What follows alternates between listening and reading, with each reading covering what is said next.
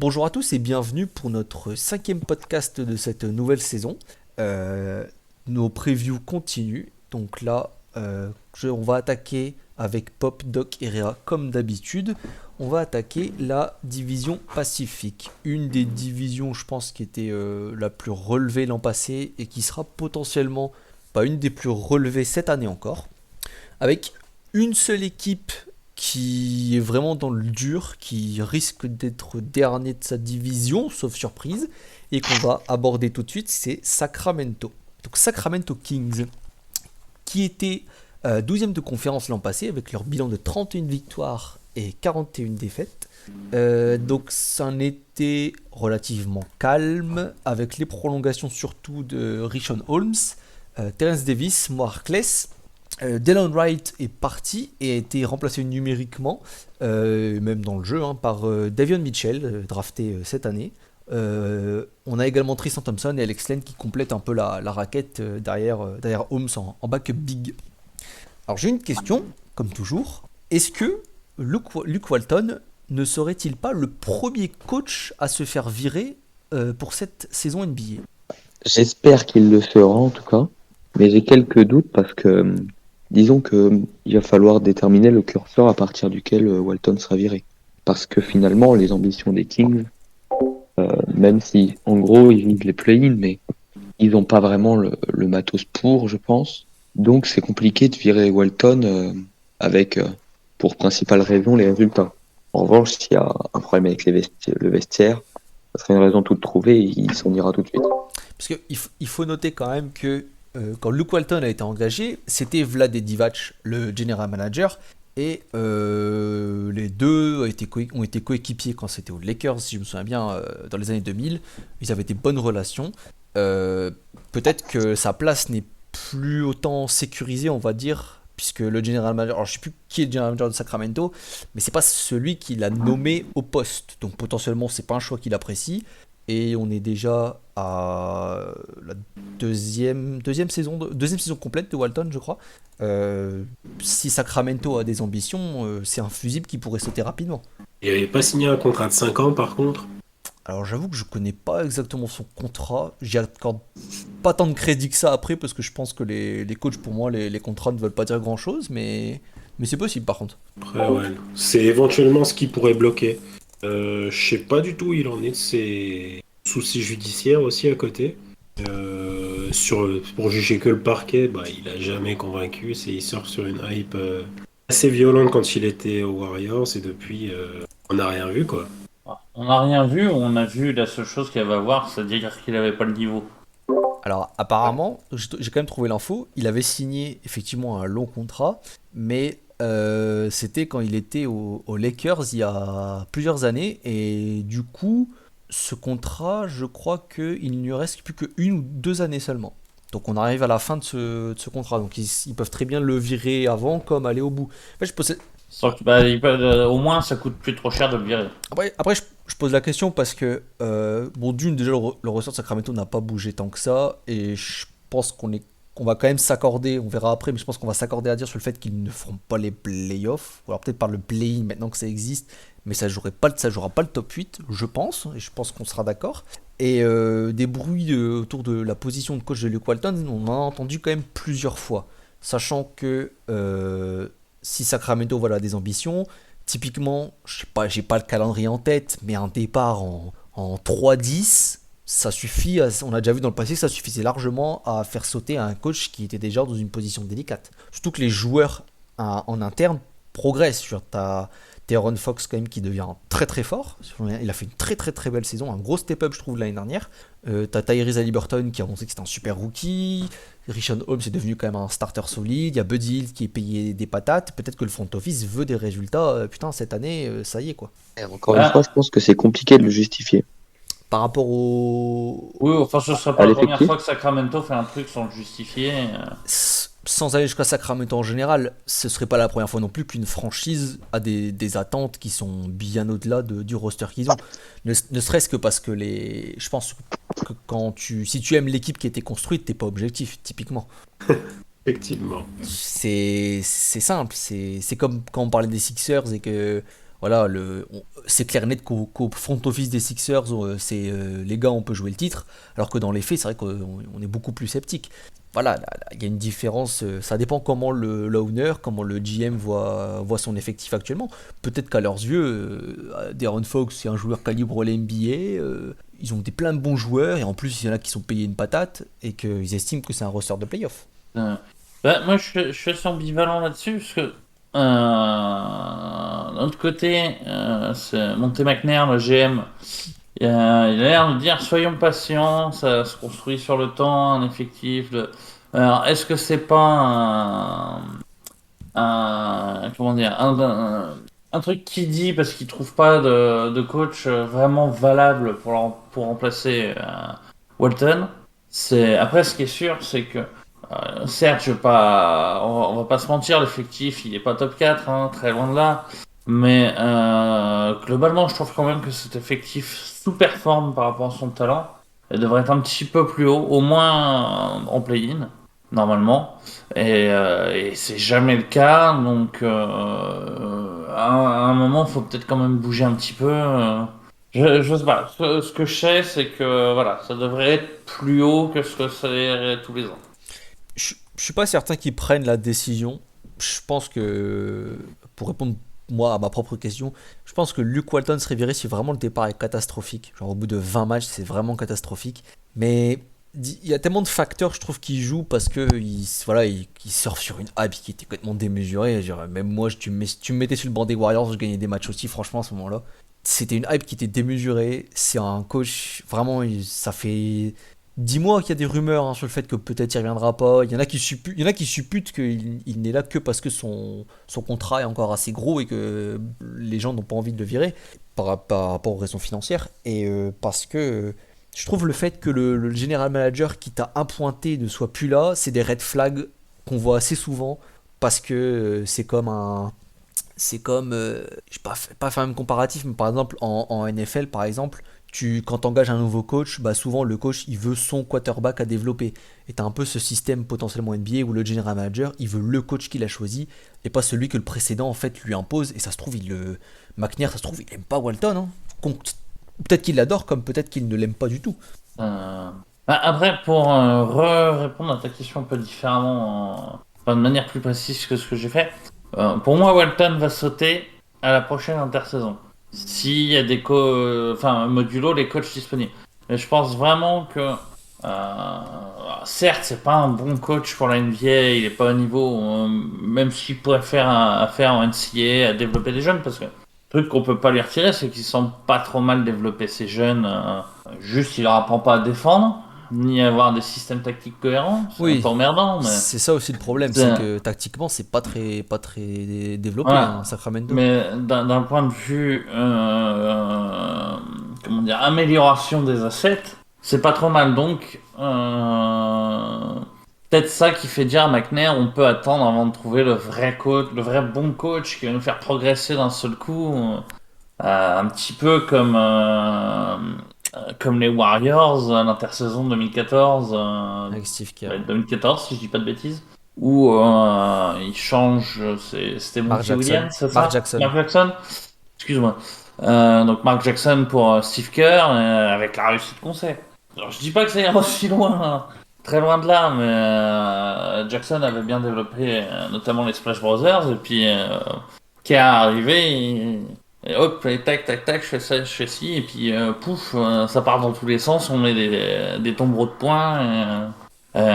C'est peut-être ce que vise McNair avec les Kings et qu'il attend de trouver le coach idoine. Moi, je me souviens qu'il y a quelques mois, il y avait la rumeur comme quoi, si Walton était viré, en fait, ce serait parce que apparemment le front office de Sacramento avait des grosses vues sur Chris Finch, qui a été engagé en tant que coach des Timberwolves plus tôt dans l'année.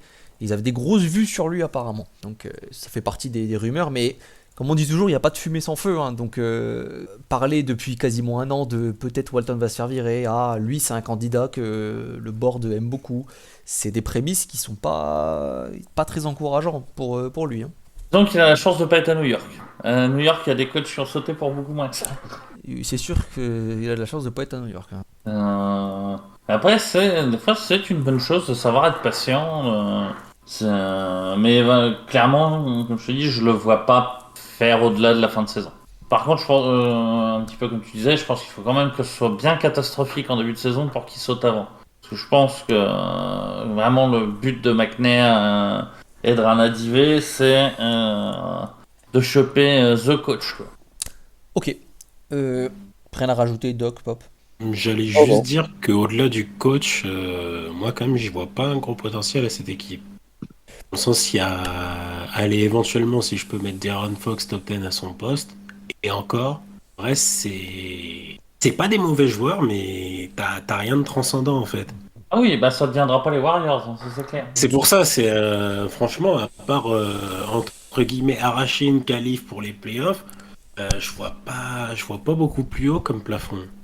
Sur le fond, je suis d'accord, hein, moi non plus, je leur donne pas un plafond très haut. Après, c'est toujours, comme je disais, c'est la vision du board, en l'occurrence, de ce qu'ils veulent. Voilà. Tu Puis vois, voilà, ça devrait être en lutte pour la 8e place de playoff, pas pour la 13e place de la conférence Ouest.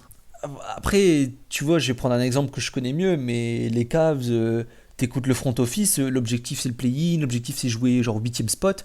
Réalistiquement, personne te place quasiment dans le play-in en fait aujourd'hui. Pourtant, je pense que le board, par exemple, des Cavs, y croit à fond. Est-ce que le board. Voilà, ça dépend comment le board des Kings voit leur effectif. Voilà, comme j'avais dit un peu avant, c'est l'objectivité, c'est pas non plus toujours ce qui règne dans un front office.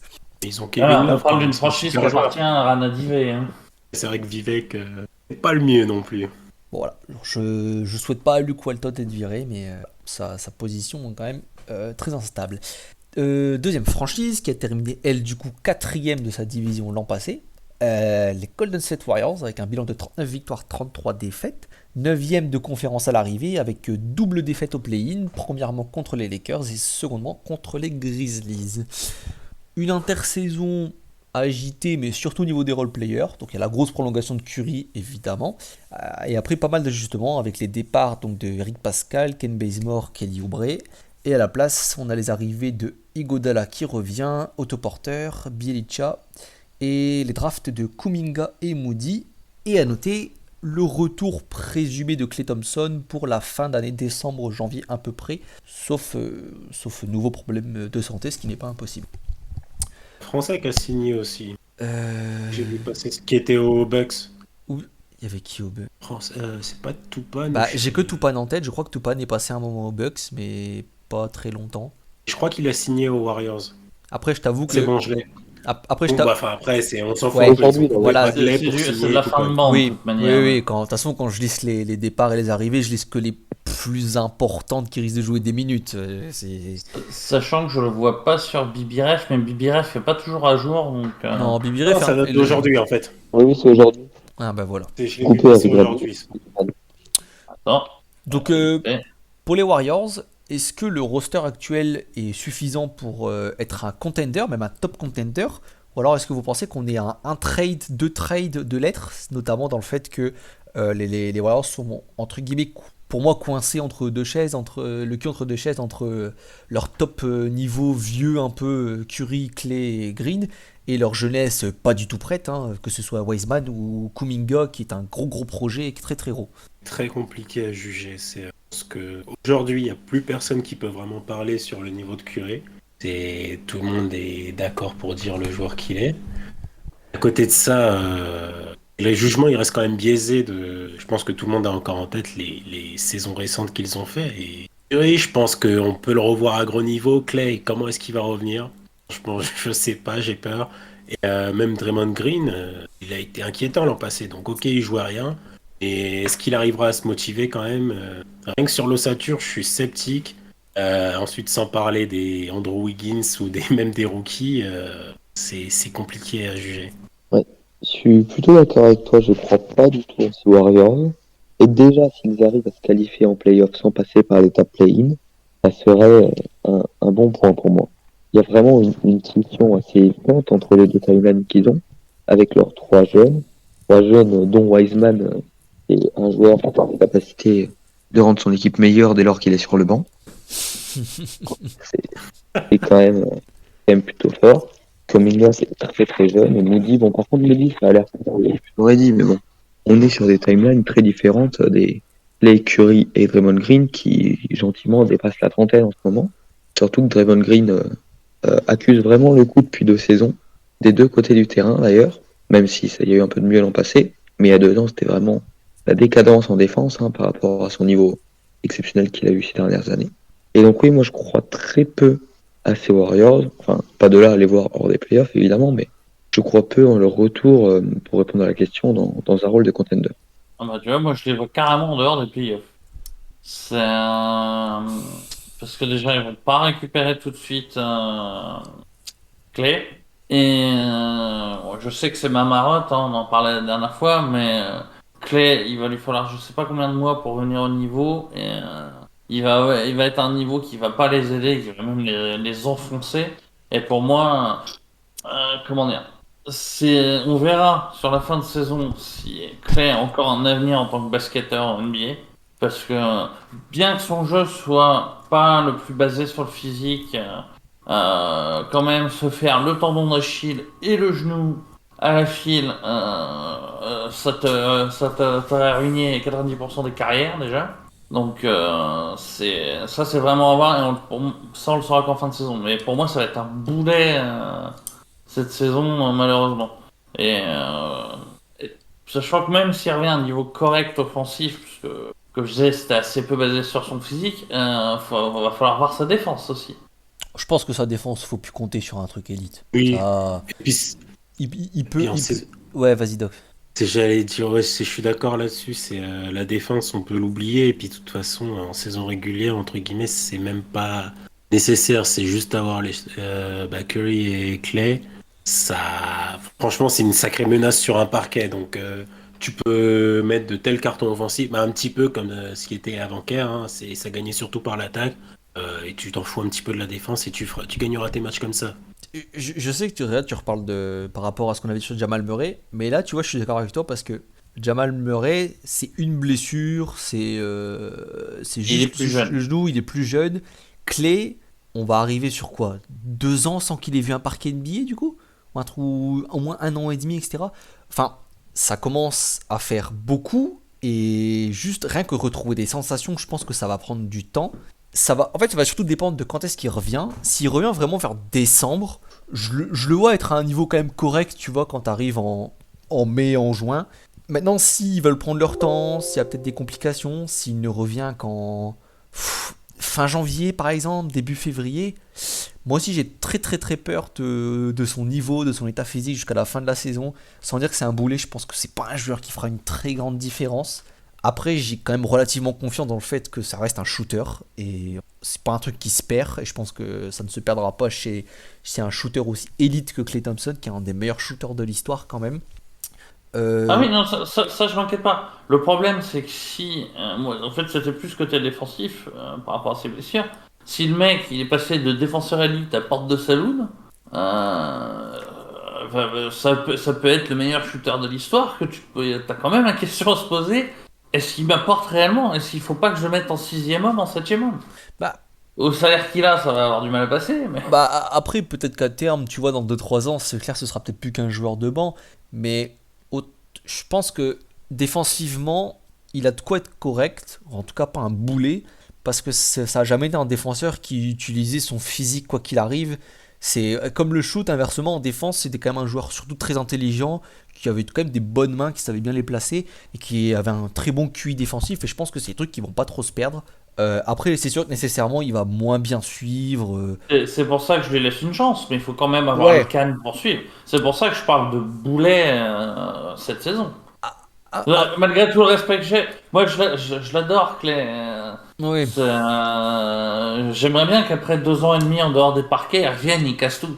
Mais ça n'arrive jamais comme ça, donc Non, non. je le souhaite, hein. Mais je suis d'accord qu'au début, il risque de ressembler à un boulet. Parce que les sensations, elles vont être infectes à reprendre. C'est long. Vraiment, on est à plus de 2 ans. C'est quand même très, très, très long. Et au début, ouais, je pense qu'il sera peut-être pas loin du boulet quand même. Parce que défensivement, il va vraiment être largué. Après, sur quelques mois, il a peut-être de quoi être correct. Mais pour répondre à ma propre question, euh, moi, j'ai jamais trop compris le principe de. On entendait beaucoup, oui, mais les Warriors, en fait, ils préparent leur transition. Genre, ils vont gagner maintenant, puis après, ils vont gagner encore après avec les jeunes qu'ils ont. Non, non, non. Tu gagnes pas pendant 20 ans de suite, ça n'existe pas, d'accord. On va peut-être réussir à me parler des Spurs. Oui, mais les Spurs, ils ont gardé leur même trio pendant 15 ans, c'est différent. Là, on parle d'une Ils transition. gagnaient pas tous les ans non Ils plus, gagnaient pas quoi. tous les ans, mais là, on parle d'une transition où on change progressivement carrément les joueurs. Hein. Euh, Le seul truc qui s'en approche, ça date des années 70, c'est les Celtics. ouais, parce que. Et encore. Parce- Ouais. et encore, parce que. Parce qu'il y en a qui parlent de Kawhi et les Spurs par exemple. Même là, c'est pas évident parce que Kawhi, même s'il a un trophée de MVP des finales, c'est pas le patron de l'équipe. C'est encore les Parker, c'est encore les Duncan. Moi, j'ai toujours Il aurait pu le devenir, par contre. Il aurait pu le devenir. Moi, j'ai toujours été d'avis que les jeunes, franchement, on s'en fout.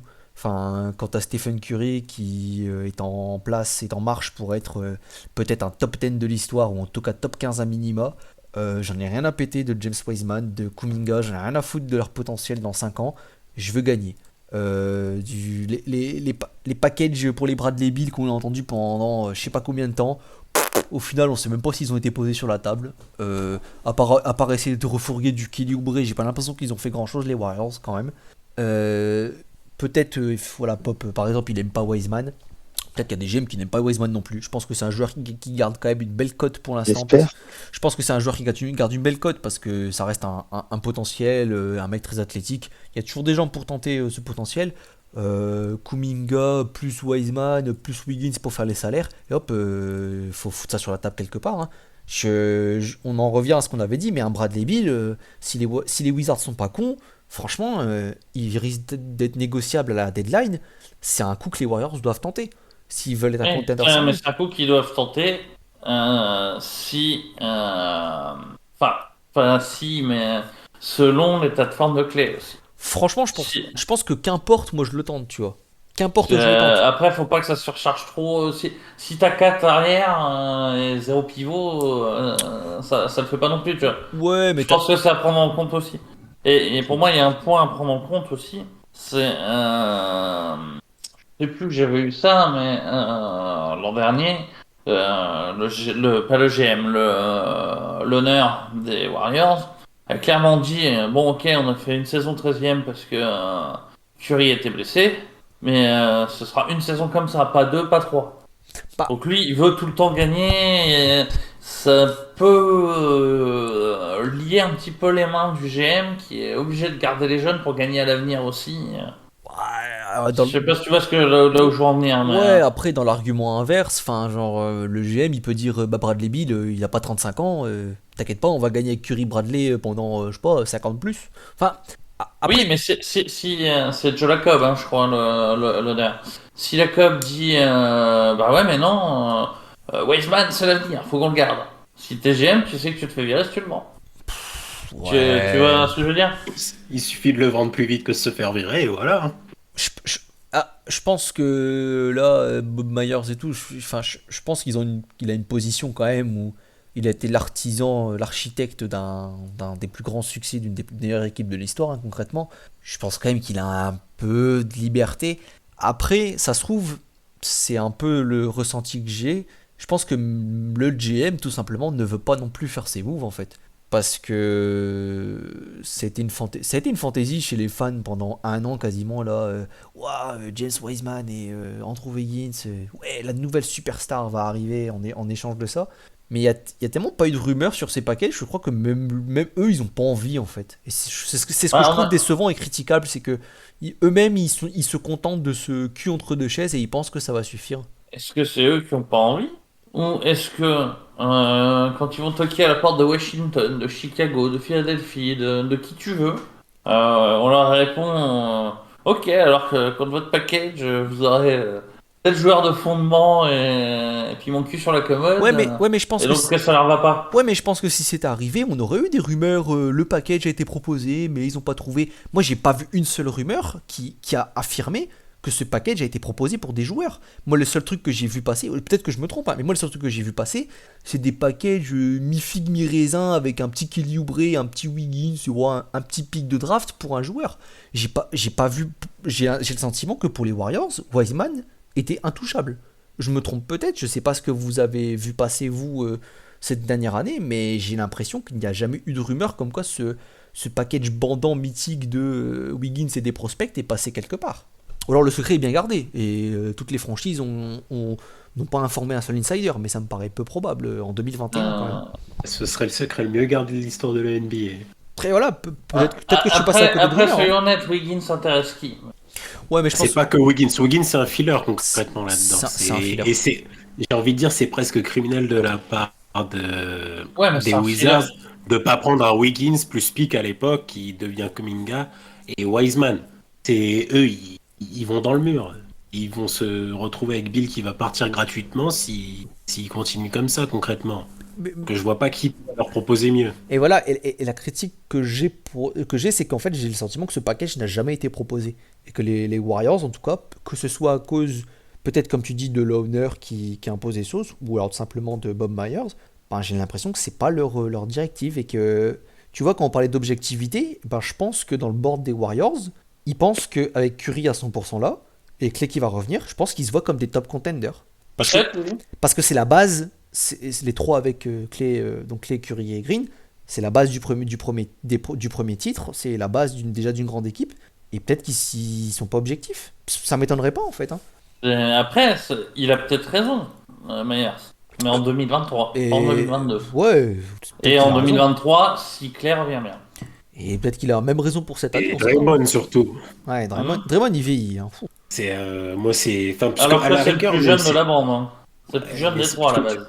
Enfin déjà il est undersize, il a un jeu qui est pas fait pour vieillir, c'est le gars qui compense pour tout le monde, qui permet justement à Clay d'être aussi fort défensivement que tu remets comment il s'appelait là, qui était à New York initialement. C'est Lee pour m'aider. David Lee, ouais, David Lee. David Lee. Si tu remets David Lee, en fait, Clay n'est pas un défenseur aussi élite ce qu'on considère aujourd'hui, parce que c'est à Draymond derrière qui compense tout concrètement. Alors, Draymond, c'est ça Draymond veut qui dire pas- compense tout ou c'est Lee qui était pitresque en défense aussi. Peut-être un peu des deux, mais... Draymond, tu me cites, allez, prends 3 meilleurs défenseurs en couverture que lui dans la NBA ces 5 dernières Non, années. c'est pour ça que j'ai repris mon assertion en disant c'est peut-être les deux. C'est quand même. C'est Parce que des compliqué. défenseurs mauvais comme Lee, ça par contre, je peux t'en citer à l'appel. Oui, non, mais c'est pour ça que je dis, ce qui a été clair, c'est qu'il avait plus un mauvais défenseur devant, mais un excellent défenseur. Mais après, oui, d'accord avec vous sur le fait que son jeu vieillit pas très bien. Après, c'est peut-être le plus facile à remplacer du trio original. Je suis pas sûr en vrai, hein. Ben Simmons, je vois pas par qui tu peux remplacer. Je suis pas sûr. Je pense que au contraire, le plus facile à switcher, c'est Clay, hein, au final, hein. Ah, Entre MJ, je, ça se je, trouve. je refais ma formulation. Si tu te contentes du côté défensif de son jeu, tu peux trouver des 4 avec une grosse effectivité défensive qui sont pas aussi forts que lui à son prime, mais qui seront toujours plus forts que sa défense s'il avance plus. Ouais, mais le point important, je pense aujourd'hui pour les Warriors, c'est aussi c'est le jeu de passe en fait avec Draymond Green. C'est pour ça que j'ai dit à part Simmons, je vois personne concrètement dans ce profil. Sans la passe, c'est t'as des gars comme Covington que tu peux mettre. Et tu rajoutes la passe et du coup, t'as plus que Simmons en fait. Parce que ce qui. Covington n'est pas si mauvais passeur que ça non plus. Faut exagérer. Déconne pas non plus. Ouais. Non, non, Non, non, non, non. Faut se calmer. Non, mais évidemment que c'est pas un Draymond, mais c'est pas non plus Joe Clodo, quoi. Ouais, mais Niveau NBA, pas loin. Hein. ouais, mais le downgrade, je pense qu'il est important et très C'est- et majeur, hein. Et surtout, tu vas jamais Curry, chercher c'est pas un Covington. pass first. De quoi, Pop? Bah, surtout, je vois pas comment tu vas chercher Covington aux Blazers qui sont leur tête en win-now, quoi. Oh non, mais t'as aucune chance de chercher Covington de toute façon. Non, tu peux pas. Fallait aller le récupérer quand il était dispo contre un pic. Typiquement, ça, ouais, c'était le move qui t'aurait bien Ouais. aidé aujourd'hui. Et Ouais. tu voulais gagner. Ouais, mais Bon. je pense qu'ils sont très confiants dans leur trio et que ils font pas de move au final à côté depuis. Ils ont pas fait de move. Je veux dire, Ouais, non. à part Wiggins, il y a pas de move qui ont été faits. Je pense qu'il y a quand même un petit traumatisme à Duren. Parce que après, soit si tu regardes, c'est le départ de Duren. Je trouve qu'il le négocie plutôt bien avec l'arrivée de Russell. Ouais. Mais ouais, depuis, ça y va, mais piano. Déjà, j'ai pas compris le move Russell Wiggins, ouais, mais. Bah, Moi, je suis fan ni de l'un ni de l'autre. bah, Mais ça, ok, très bien, mais c'est ça ou rien. Donc tu prends ça. après, Ouais, il pouvait très bien garder. oui, mais Clay était censé revenir aussi à ce moment-là. Alors, tu pouvais les faire jouer sur les postes 1, 2, 3. Oh Parce non. que... Oh non, Oh, non, impossible. tu me dis, attends, Non, non, non, non, non. tu me dis que Curry, Clay, Bill, ça va pas, et tu me sors que Clay, enfin Curry, Russell, Clay, ça peut aller. Ah non, c'est encore pire. C'est encore pire. Je dis que ça n'allait pas, que ça pouvait ne pas aller dans la tête du GM, pas forcément dans ma tête. Ah bah ouais, parce que là, je veux dire, Russell, en plus, honnêtement, Russell, c'est quand même l'anti-Warriors par excellence. Son jeu n'est pas fait pour. Ah, que celui de Wiggins, c'est plus fait pour. Bah, au moins c'est un wing qui shoot et qui défend. Donc j'ai envie de dire, c'est déjà un petit peu plus. Sur Russell, il prend que des mid-range. C'est pas un. C'est jamais un. Je vais formuler autrement. Je pense qu'il pouvait tirer mieux que Wiggins Je sais pas. de Russell. En vrai, ça, je sais pas. Ça, possible. Mais ça, je pense que on verse un peu encore dans les fantasmes que les Warriors pouvaient aller chercher n'importe qui. Et peut-être qu'au final, ils avaient pas trop le choix de prendre Wiggins. Enfin, il y avait Wiggins et il y avait le pic aussi. C'est Oui, là où mais en l'opération plus- était vraiment intéressante pour la suite. C'est Ça, vrai, ils ont pas je converti. pensais plus à Speak. Ouais. Sachant qu'en plus, concrètement, les Timberwolves, ils le prêtent juste parce que c'est le pote de Towns. Parce que sinon, ça se trouve, ils sont même pas intéressés non plus. Moi, il y a de ça aussi. Tu regardes ça. Bon, on verra bien pour les Warriors. On verra bien. On va enchaîner avec notre troisième franchise, les Lakers, troisième de division l'an passé. Donc 42 victoires, 30 défaites. Donc victoire au play-in contre Golden State. Et une défaite 4-2 contre les Suns au premier tour. On va pas refaire l'été parce qu'on en a parlé plusieurs fois déjà. Mais voilà, très mouvementé, beaucoup d'arrivées, avec surtout Russell Westbrook. Voilà. À votre avis, moi j'ai déjà largement mon avis sur la question, j'en ai parlé plusieurs fois, mais est-ce que le trio va, en tout cas en saison régulière, cliquer plutôt rapidement, ou alors le départ sera hyper brutal, sachant que ils viennent de faire un petit 0-6 de pré-saison qui commence déjà à alerter, à mon avis pour rien, les gens. Je pense qu'en régulière, ça va me mettre une dizaine de matchs à cliquer et ça va cliquer. J'en dirais pas autant en playoff. Ouais, Et, les playoffs c'est notre question après, là, ouais, clairement. c'est ça, puis on en parlera. Ouais, on va aborder le sujet, mais bon, aujourd'hui. C'est pour moi, en fait, Westbrook, dans n'importe quel team NBA, c'est tu enlèves les stars, tu le mets, c'est l'assurance d'un bilan à l'équilibre. Donc, juste ça. Derrière, c'est tu peux même avoir LeBron et Davis avec des problèmes de santé ou bien load manager pendant la saison. C'était quasiment assuré de faire le play-in. Donc ensuite, c'est le fait que les deux vont quand même jouer un minimum. Je pense que ça va chercher, du coup, quelques wins de plus cette saison. Ouais, je pense aussi. Et je pense sur les Lakers, ils sont taillés en cas de blessure d'une des deux stars. Enfin, attends, il y a trois stars, mais d'une des deux stars qui était C'est là à vraiment l'origine, blessée. ouais.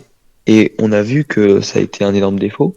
Quand Davis s'est blessé et que LeBron dans la foulée s'est blessé aussi, ça a patiné. Et puis au final, ils sont même allés jusqu'au play-in. C'est quand même indigne du rang des Lakers. Et Westbrook, avec quelques joueurs moyens autour, comme l'a dit Doc, c'est l'assurance d'un plancher, en tout cas plutôt haut. Mais en revanche, la question c'est, est-ce que Westbrook, c'est pas surtout l'assurance d'un plafond pas si haut aussi? Moi, je pense que le plancher est haut, mais que le plafond est abaissé par Westbrook. Ah, c'est rare, mais je suis d'accord avec toi. Ouais, je Comme pense quoi, qu'on est tout tous arrive. d'accord là-dessus. Bah, Après, on en avait parlé dans les forcément moves de la d'accord, ouais. saison et ouais, si on en parlait, c'est Westbrook. Pas les matchs normalement. T'es un minimum sensé que tu considères pas les contrats et les statuts. Bon, Après, il termine pas les matchs. Je reste intrigué. Je pense de toute façon ce sera parce que la line-up de fin de match ce sera la raquette James Davis. Il n'y a pas de doute là-dessus. Ce sera les line-up de fin de match. Je pense quand même que Westbrook, même s'il il va montrer des limites dans certaines fins de match, je pense qu'il a un vrai rôle à jouer parce que on est potentiellement sur ce qu'il préfère le plus, c'est-à-dire une raquette complètement dégagée. Parce que t'as LeBron et Davis qui vont stretch, qui vont te permettre de dégager ta raquette. Et c'est l'environnement où, évidemment, il est le plus efficace. Tu le laisses dans son 1 contre 1 à l'extérieur, et il rentre et il massacre le cercle. J'avoue, je demande à voir. C'est sûr que les fils vont disjoncter à certains moments. C'est Westbrook. Il y a des fins de match où ça va pas connecter. Il va en balancer une brique à 35 mètres et voilà, on connaît. Je pense que le move principal. Je suis pas sûr que ce move existe si les Lakers n'ont pas une saison autant minée par les blessures l'an dernier. Parce que dans la tête de LeBron et de Pelinka, je pense qu'eux aussi ils ont pris en considération le fait que Westbrook c'est une assurance d'un bon bilan en saison régulière. Parce que c'est un mec qui est quand même rarement blessé et qui de toute façon revient très très vite quand même Westbrook à chaque fois quand il est blessé. Voilà, c'est un mec qui, voilà, je suis d'accord, qui te donne un bon bilan, qui te donne ce plancher si AD a toujours ses petits pépins physiques, si LeBron veut prendre un peu de time off parce qu'il est vieux quand même au bout d'un moment. De toute façon, Los Angeles, ça c'est. On parlait toujours de la maison de retraite des Spurs, mais celle de Los Angeles cette année, c'est pas mal. Hein. Après, je trouve ça fait un peu redit avec quand j'avais parlé du mercato, mais je trouve qu'on se focus beaucoup trop sur Carmelo, Rondo, Howard, la maison de retraite, les Hall of Fame d'il y a 10 ans, enfin les All-Stars d'il y a 10 ans. Mais concrètement, moi je trouve faut pas passer à côté des très bons moves qui ont été faits, des bons ajouts qui sont plus importants. Je dirais Rondo, c'est même pas le backup de l'équipe pour moi. Enfin, je vois pas comment c'est le backup de l'équipe. Ou alors il partage ses minutes. Carmelo, c'est clairement, purement et nettement juste un backup de LeBron James. Et Dwight Howard, enfin, c'est un bon backup encore en NBA. Je veux dire, les Wayne Ellington, c'est des bons soldats. Les Ken Bazemore, c'est des bons soldats aussi. Et c'est des pièces qui, à mes yeux, sont beaucoup plus importantes. Ou même le développement de Talon Horton-Tucker, qui est malheureusement blessé et va louper le début de saison. Mais c'est des pièces bien plus importantes. Après, je pense que le départ sera pas simple parce que historiquement, même si James et Davis ont déjà joué ensemble, historiquement, les Big Three première année de LeBron, ils démarrent mal. Les Heatles, je crois qu'on a un bilan à 50% après 20 matchs, enfin c'est pas ouf. La première année du trio aux Cavs, c'était pareil. Ça a duré même très longtemps puisque jusqu'à ce que David Blatt soit viré, on était pareil au niveau des 50-55%, jusqu'au All-Star Game quasiment. Blatt, il s'est viré en deuxième saison. Hein. Oh, bah, je bug alors. Mais Oui. Mais oui, c'était pas ouf le début de saison et même le début de deuxième saison. Ouais. Mais ils vont en finale quand même. Mais ils vont en C'est finale sacré quand même cette finale saison. et- Mais la barre est redressée à la fin au niveau du bilan. Jusqu'au All-Star Game, c'est un bilan vers 50%. Enfin, en tout cas, ça démarre toujours pas très bien, mais je trouve que le Bitry se retrouve toujours à la fin et arrive à bien jouer ensemble. Surtout, Oui, ouais. surtout que ça va pas, ouais, mais surtout que les gens vont pas, ça va paniquer en fait. C'est-à-dire que vraiment, comme j'avais écrit sur le forum, mais je suis tellement prêt j'attends tellement le moment où au bout de 20 matchs, les Lakers vont être à 11 victoires, 12 victoires pour 8 défaites, et on va lire en gros titre partout, est-ce une erreur, est-ce qu'ils sont cramés, etc. Putain, mais j'ai l'impression, je sais que je suis un fan, mais moi le temps et l'histoire m'a appris à ne jamais parier contre LeBron, quoi. Certes, il est vieux, mais il va toujours loin, il va toujours en Ça finale. fait quand même sur les 3 dernières saisons, 2 saisons où ces blessures pourrissent l'équipe. C'est C'était le, jamais le cas avant. c'est le point noir et le gros défaut de cette équipe, c'est le potentiel blessure. Et je pense que c'est pour ça que Westbrook est là en fait. C'est pour Oui, assurer. oui, mais je suis d'accord. Mais après, quand j'ironisais sur le côté maison de retraite de Los, de Los Angeles, bah oui, la star principale est vieille, donc elle peut plus faire autant de matchs. Après, oui, c'est beaucoup de remplaçants, donc il y a beaucoup d'expérience aussi, ça a ses avantages, mais Après, l'esprit du duo, ça avait toujours été d'une passation de pouvoir un peu d'Anthony Davis qui prenait le rôle le costume de patron de l'équipe au bout de quelques années. Parce que, oui, tu vois, en fait, AD, il est pas bien vieux, lui, au final.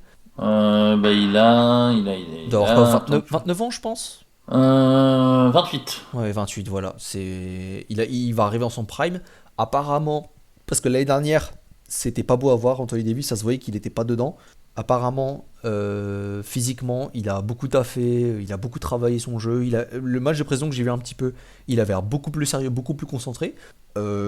Si on revoit le Anthony Davis, par exemple, du titre, c'est-à-dire le mec qui joue tout le temps, qui joue très très bien, c'est peut-être que voilà, il va enfin enfiler le costume de patron des Lakers de cette année, costume qu'il va devoir assumer au bout d'un moment.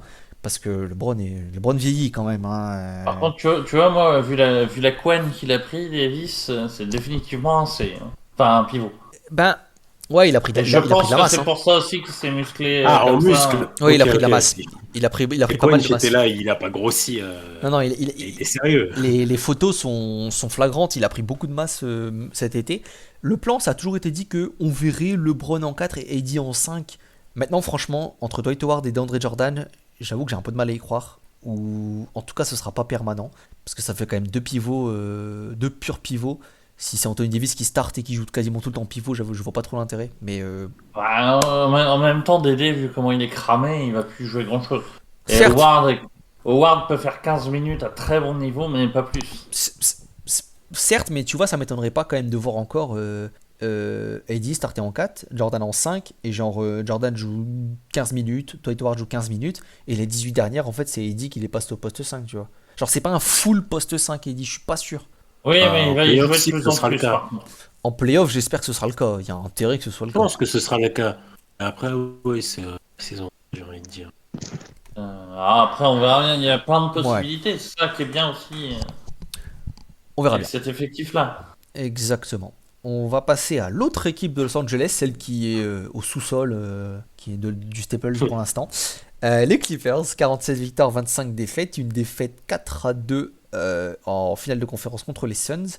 Prolongation évidemment de Kawhi cet été. Mais Kawhi qu'on ne reverra pas avant un très long moment puisqu'il est blessé. L'effectif reste le même. Hein. Batum a re-signé, Reggie Jackson a re-signé. Il y a Terrence Mann qui a re-signé il y a pas très longtemps, qui a prolongé son contrat. Et voilà, on a juste les départs de Rondo et Patrick Beverley remplacés numériquement par Bledsoe surtout. Et Winslow qui vient un peu étoffer les ailes en l'absence de Kawhi. Est-ce que Paul George peut retrouver un niveau MVP, maintenir les Clippers à un niveau largement suffisant pour leur permettre de jouer un bon spot de playoff et récupérer peut-être un Kawhi Leonard en bonne santé physiquement pour les playoffs, ou alors on se dirige peut-être vers une saison pas ouf et un peu presque à oublier en fait, et direction 2023. Perso à oublier, je trouve ça dur, mais ça sera pas une saison facile, c'est assez évident. Même si Paul George est capable de faire ses stats. Après, Paul George, ça reste un joueur très dépendant de son adresse parce que il a un peu le syndrome d'Angelo Russell. Il a peur du contact, quoi. Enfin, c'est assez dingue. Il n'y a pas plein de joueurs NBA, surtout, qu'on a l'image des posters de Paul George, mais c'est un joueur qui, depuis quelques années, a peur du contact et s'arrête très souvent à mi-distance au lieu d'aller au cercle. C'est Je vrai, vous dis, il ouais, a peut-être envie de rester dépendant. sur ses deux jambes. Hein. Oui, c'est sûr. Peut-être pas. Après, ouais, d'accord avec toi. C'est le point positif, j'ai envie de dire, c'est cette série face au Jazz l'an dernier qui a quand même débloqué quelque chose. Ils ont un petit peu trouvé le genre d'équipe qu'ils devraient être pour gagner, le système ils devraient avoir. Le point négatif, en revanche, c'est que y a toujours les mêmes manques dans cette équipe, manque de création un petit peu. C'est tes deux Attends, stars t'as sont. Bledsoe qui est arrivé. Ouais, Non, ouais. je déconne. T'as aussi tes deux stars qui sont fragiles quand même. C'est pas compliqué. Et puis derrière, c'est poussif. Ouais, t'as Bledsoe. En vrai, j'ai presque envie de dire, t'as comme les Lakers et puis Bledsoe, c'est ton Westbrook Echo plus du coup, pour reprendre une formule bien célèbre grâce à Sativa. Oh, pas que. Mais, mais moi, Bledsoe, je me souviens de l'époque où on disait c'est mini LeBron, surtout. D'où ma vanne sur. Bah ouais, non, il y a le Ouais, cratère, il y a Baby Bledsoe. LeBron. Ouais. Ça, c'était par rapport à l'agent surtout. Je pense. Tanké. Mais bon. Ça va aller chercher Wall, hein. Franchement, ce serait drôle. On leur donne, hein. Mais tu vas aller le chercher comment? Il n'y a pas Bah, 15 si. Zubac, Bledsoe, ça passe. Parce que Bledsoe tu peux qui est pas nard, donner grand-chose de plus. Nard, il est quand même important. Il met ses tirs quand même. Il essaye de progresser à la création. Non, c'est un role player important. C'est au même titre qu'un Batum. Tu construis pas une franchise autour, mais c'est chiant si tu les as pas pour la saison. Ouais, circonspect là-dessus, hein. Moi, je trouve qu'il était très peu utilisé l'an dernier, hein. Notamment la création, il a été totalement délaissé. Bledsoe, il arrive numériquement, mais je pense que là on est sur un joueur fini. Hein, parce que là, Bledsoe, on est sur un joueur dans j'ai pas envie de dire la saison prochaine, mais dans 2 ans, il est plus là, hein, il est plus en NBA. Hein. Ah, mais même la saison prochaine, hein, Hum. son contrat n'est que partiellement garanti. Ah ouais, peut-être qu'il trouvera un minimum quelque part pour faire le vétéran, peut-être l'année Oh, prochaine encore. Je sais pas, il sera... je pense qu'il est cramé, il est béton en Chine. Ouais, c'est ça, il sera mieux payé en Chine et puis il s'amusera bien plus en étant en Chine, honnêtement. Je suis un peu sceptique sur les Clippers.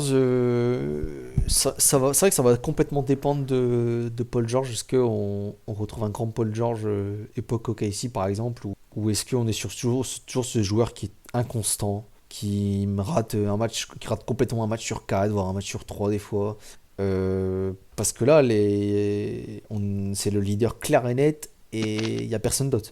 T'as des role-players intéressants à côté, mais si Paul George fait pas le boulot, les Clippers, ça finit à moins de 70 points une soirée, ça serait pas étonnant, quoi. Ouais, le Ça va faire problème, mal, hein. Ça peut faire très très mal, hein. le problème de leur roleplayer, c'est que autant ils peuvent être assez solides quand même, on va pas se mentir, mais ils sont blessés aussi assez souvent. Ben, en fait, Ça- ça l'espoir un peu de Clippers, c'est que Terrence Mann, qui aura beaucoup plus de responsabilités cette année, confirme, continue sa ouais, il progression. continue sa progression et confirme un peu. Alors, on parle pas de devenir un All-Star directement du jour au lendemain, mais tu vois, s'il devient peut-être un scoreur à 15 points par match assez régulier, bah, c'est quelque chose qui va grandement aider les Clippers parce que, voilà, on le sait, c'est une équipe construite sur un duo de stars qui est censé être un duo de two-way stars, mais bon, ça c'est autre chose. Mais voilà, c'est construit comme un duo de stars et qui. C'est un peu les Lakers, tu vois, d'il y a quelques années encore, où quand LeBron s'est blessé, quand il s'est blessé, bah c'était le désert, quoi. Et comme l'année dernière, enfin, c'est le désert. Je suis Je, pas tout à fait d'accord. je trouve pas que. Ok, c'est des joueurs qui ont des limitations, mais bon, Kai Kuzma, il a pas grand chose à envier, je suis désolé. Hein, Terrence Mann, hein, je sais même, Reggie Jackson. Pour moi, Oh. il était vraiment pas ouf l'effectif des Lakers l'an dernier. Hein. Bah, moi je trouve que quand t'as pas cette superstar aux Clippers, je trouve que c'est que des joueurs qui ne sont pas capables de faire quoi que ce soit pour eux-mêmes hein, aux Clippers. Hein. À part peut-être Tu Terrence peux- Mann et Reggie Jackson qui quand C'est même. ça, c'est tu Ça- fais un jeu simple, t'as leurs deux stars qui sont pas là, qui peut te mettre 30 points sur un soir.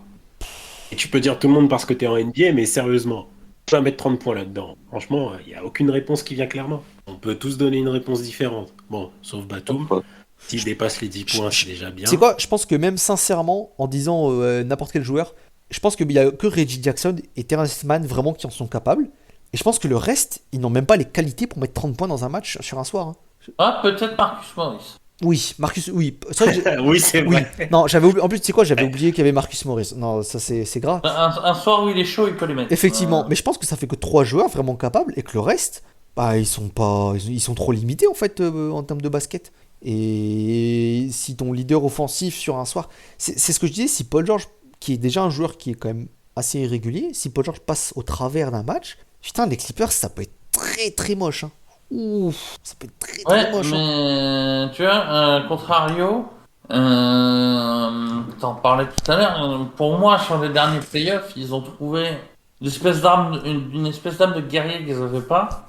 Et ouais, ils en prendront des branlées, et ils en mettront. Mais je pense que chaque match, chaque équipe qui va les affronter va dire, putain, je suis saoulé quand même. Là.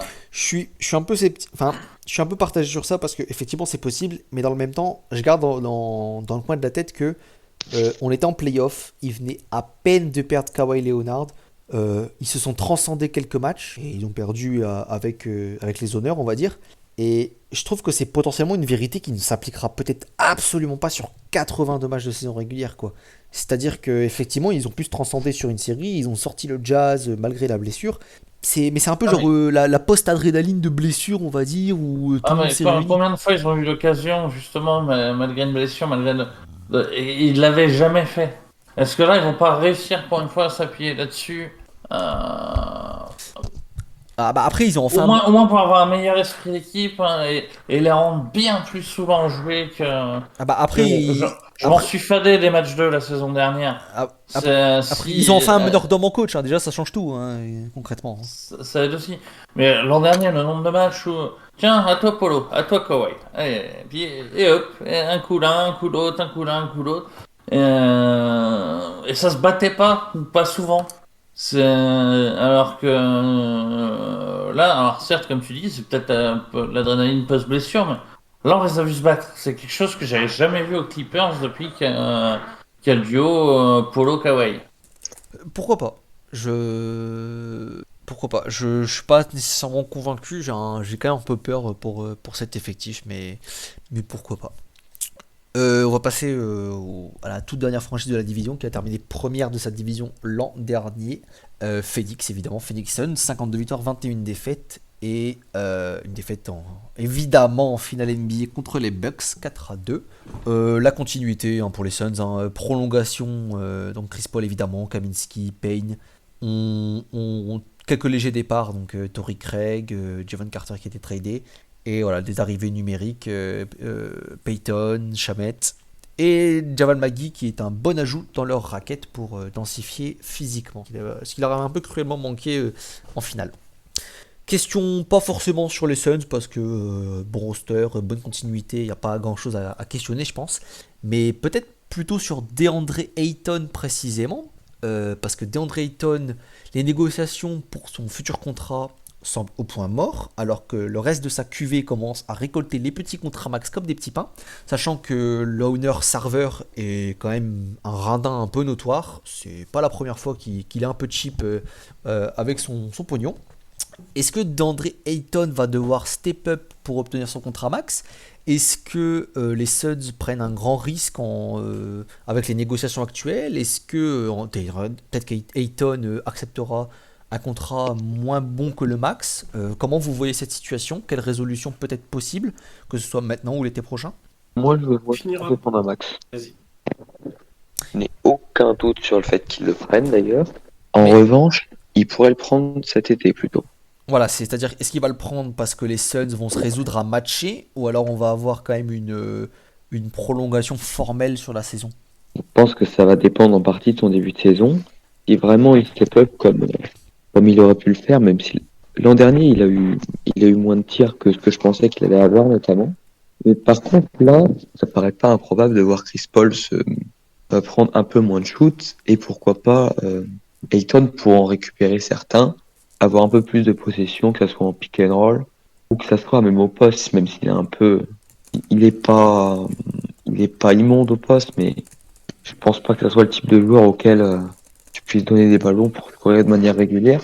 Mais il est quand même capable de le faire et pour moi, il peut step up encore et avoir son contrat de manière indiscutable. De manière indiscutable, perso, j'irai pas jusque là. C'est à mon avis, c'est pas impossible que quand même le front office lui donne, mais on risque plutôt de se diriger vers vont matcher une offre au max ou pas loin. Mais je suis En assez gros, d'accord lui, avec Block là-dessus. Ouais. Il y a assez peu de chances oui, c'est au max tout court à mon avis. Hein. Il y aura au moins une équipe qui lui offrira le max. Au moins, il compterait peu. Ah, je pense aussi, mais c'est vrai que le moyen de résolution peut être un peu peut-être inquiétant pour le futur parce que ce serait dommage quand même de se mettre à dos son joueur, ça peut être sa future star. Parce que c'est vrai que là, donc, il y a Doncic, il y a Trae Young, il y a quand même beaucoup de gens qui ont pris leur max de cette QV. Et ouais, les dernières rumeurs, c'est vraiment que c'est au point mort parce que en fait, apparemment, les Suns ne seraient pas convaincus qu'ils méritent ce contrat max. Oh, ils ont peut-être vu sa défense sur pick and roll en fait. Ben, le problème, c'est que statistiquement, il a baissé, même si, bon, je vais pas dire que c'était inévitable, mais il y avait une bouche en plus à nourrir, Chris Paul quand même. Mais statistiquement, il a quand même baissé. Et quand tu es dans une prolongation de contrat, t'as pas toujours oui, mais je suis influence, et frère, tu mets 14 points, tu mets 14 points. Les mecs, ils vont chercher à gratter, ils sont peut-être pas convaincus. Parce que là, les Suns. Bon, j'ai plus le cap exact en tête, mais on avait déjà touché un petit peu la dernière fois.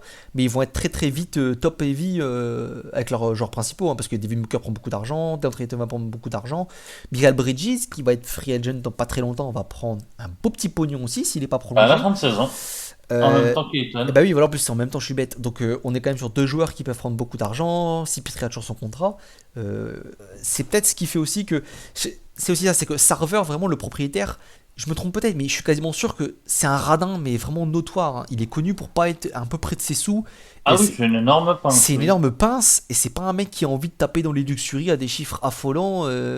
J'ai un petit peu peur, même si je suis relativement confiant sur le fait qu'il sera signé au max parce que c'est un peu, j'espère que c'est la tradition, mais c'est un peu la continuité logique. Mais attention, les relations peuvent être un petit peu tendues. Voilà. Et je me demande s'ils sont pas en train, plus que parce qu'ils sont pas convaincus. Chacun a son avis sur Ayton, hein, mais j'ai pas forcément le même que vous, mais bref. Mais je pense qu'il sera maxé aussi, même si pour moi il ne le mérite pas. Mais tu vois, pour prolonger dans ce que tu dis sur Sarver, moi je me demande s'il n'y a pas tentative de négocier avec Ayton, parce que justement Sarver a dit moi je paierai pas plus de temps de luxury tax, et que bah, ils savent très bien que si max Ayton, ça veut dire salut Michael. Bah oui, en fait, il y a ce sur-problème un peu derrière de Mika.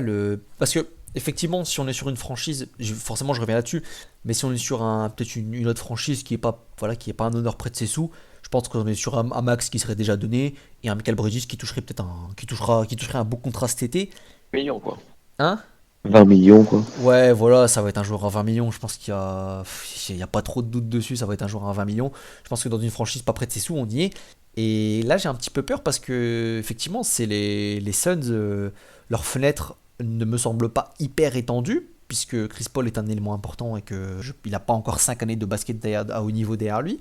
Les Suns, attention à ne pas faire d'erreur. Hein. Attention. Ouais, mais tu vois, je vais reprendre ton truc. Tu veux mettre 30 millions sur Ayton, 20 millions sur Bridges, et ben l'an prochain, t'as 154 millions d'engagés, et ça te fait 1, 2, 3, 4, 5, 6, 7, 8, 9, t'as 10 joueurs. Ouais, Ouais. comme plein d'équipes, en fait. En fait, comme plein d'équipes qui Ah sont, oui, qui c'est sont en des basique. contenders. Ben, les Suns sont C'est un caprol de contender en fait. C'est même au-dessus. Bah, Attends, faut que il doit y avoir je vais essayer de te 5, retrouver le... 7-8 équipes comme ça cette année. Hein. Ouais, il y a quand même beaucoup d'équipes.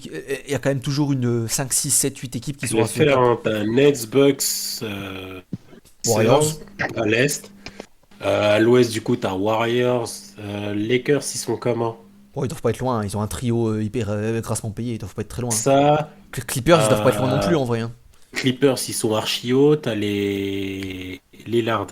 Portland Blazers. Merde. Portland. Portland, ils ont aussi un payroll assez gros. Franchement, si tu les trouves vite, les équipes. Et puis on a cité des équipes bien moins fortes que les Suns quand même là-dedans. Donc bon. Non mais pas toutes, mais c'est pour dire que les Suns sont.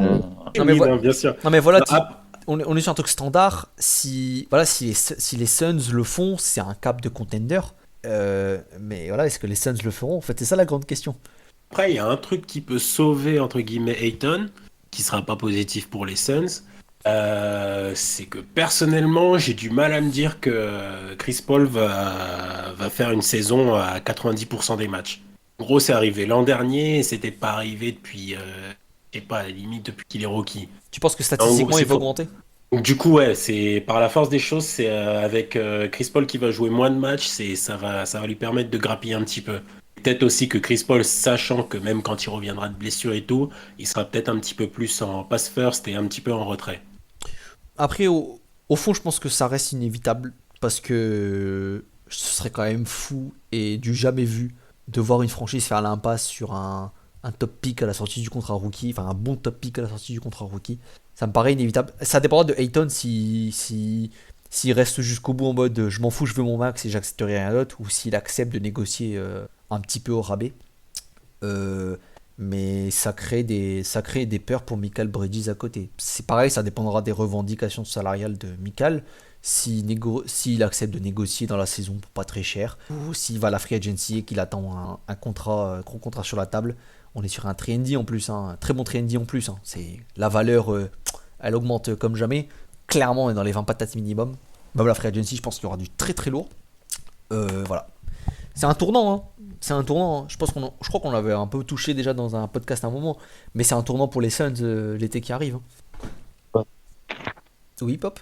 Non mais voilà, il va juste falloir payer les deux joueurs et c'est facile à dire, mais pour moi la voie est toute tracée pour être bon quelques années encore et assurer la transition quand Chris Paul va décliner. Hein. Je suis assez d'avis. Hein. J'espère que pour eux, c'est une deux resign qui arriveront et qui seront évidentes. c'est Sarver qui m'inquiète. C'est Sarver. Perso, mais après, Sarver- Vas-y, Doc. si je suis à leur place, par contre, c'est ma priorité pendant la saison, c'est Mikal. Parce que, entre guillemets, si on est tous d'accord pour dire que Ayton, ça choque personne s'il prend un max, Mikal, s'il arrive à la free agency, j'ai peur que ça coûte un peu trop cher, entre guillemets. Un prix que les Suns peuvent difficilement se permettre. Ouais. Ça me choquerait pas de voir quelqu'un poser 25 sur lui. Hein. Ouais, moi non plus. Ça reste une denrée rare, je mettrais pas ça sur lui. Et ça me choquerait pas, ça peut être cohérent en fonction de l'équipe. Denrée rare, banqué sur un upside potentiel offensif parce il a joué dans une équipe où il a pas eu beaucoup de ballons. T'as une équipe qui peut se dire Michael Bridges, c'est mon futur go-to guy, c'est mon futur Kawhi dans quelques années, ce genre de joueur. Jamais impossible, hein. Jamais impossible. Bon, après tout, les Bulls sont bien faits avec Ben Wallace à une époque. Non, mais tu vois, les Pistons, ils ont bien mis 20 millions sur un Jeremy Grant où on n'était pas sûr qu'il allait devenir un top joueur. Hein. Ils ont- Non, je sais. Tu vois Je sais, mais Oui, tu voulais mettre ton j'ai petit utilisé taquet. l'exemple de Wallace à dessein. C'est-à-dire que Wallace, tout le monde savait que c'était pas possible, mais il y a quand même un mec au FO de Chicago qui se dit ouais, c'est possible. Moi, Donc évidemment, quelqu'un va se le dire pour Bridges, qui a beaucoup plus de talent dans les mains. bah oui, par exemple, pour moi, il part de plus haut qu'un Jeremy Grant, par exemple, qui a touché quand même 20 millions l'année. Donc, un Bridges, ouais, à 25 millions, c'est possible en fait. Hein. Typiquement, Orlando, j'ai pas là de tête, je me trompe peut-être, mais ils ont pas un wing vraiment du futur chez eux. Michael Bridges, Orlando, défensif, trop 3D, peut-être futur go-to guy et sinon bon glue guy pour eux. Ils n'ont pas d'obligation salariale, ils n'ont pas de gros salaire. Bah banco les gars, 25 millions. Ça- Voilà. Écoute, on Mais verra bien. par contre, tu vois, avant même de se projeter sur les saisons suivantes, alors je sais bien que c'est plutôt un 6-7e homme, mais faut pas oublier que Saric est blessé cette année aussi, normalement. Oui. De mémoire. S'en sortir. Ah, peut-être Ils peuvent permettre s'en l'éclosion sortir, de mais Smith. comment dire, ils seront peut-être un peu moins à l'aise que la saison dernière, justement parce que Saric manquera sur les fins de match. Ouf, il a été pas mal blessé déjà l'an dernier. C'est de mémoire, il a loupé quand même sa dizaine de matchs. En début de saison, notamment, ouais. Après, je sais pas, le peu que je les ai vus, je le voyais toujours jouer, donc c'est possible que ça altère un petit peu mon jugement. Après, voilà, c'est pas le mec qui va les faire passer de deuxième l'an dernier à dixième cette année. Mais ça peut avoir son importance quand même. Voilà. Surtout que bah, derrière, c'est quoi, t'as Kaminski? Bah c'est Maggie en fait qui revient, qui vient Ouais, pour c'est ça, la c'est densité. Magui qui C'est de la- sert bien et puis faut que Ayton se blesse pas et c'est bon. Ça. Et Jalen Smith. Je pense qu'il sera encore trop brut quand même là. Ah, il serait temps quand même pour un pick 10, 2 ans avant de jouer. Enfin, 2 ans et demi du coup avant de jouer NBA, c'est compliqué. Hein. Ouais, après, effectivement, sinon, c'est un joueur aussi qui peut prétendre à cette place. Hein. Je suis d'accord. Même si je suis pas entièrement convaincu, je suis d'accord sur le principe. Voilà, on a fait le tour des Suns. On va passer au petit prono pour conclure tout ça. Donc, Suns, Clippers, Lakers, Warriors, Kings, Doc, ton ordre pour cette année dans la division. Alors, premier Lakers. Même premier de la conf, c'est eux que je mets premier. Parce que pour le coup, je pense que ça va cliquer un peu plus vite que ce que tu pouvais penser, par exemple, ça t'y va. Ouais. Pour deux raisons, parce que LeBron a déjà eu l'expérience au 8 avec D-Wade à l'époque, et Westbrook a eu l'expérience à Houston avec Harden. Les deux, sans parler d'AD qui en gros pour moi est un plug and play, les deux savent un petit peu quel rôle ils vont jouer, donc ça va cliquer assez vite. De toute façon, la tête de conférence va pas jouer très haut. Je suis même pas sûr qu'on dépasse les 68 cette saison.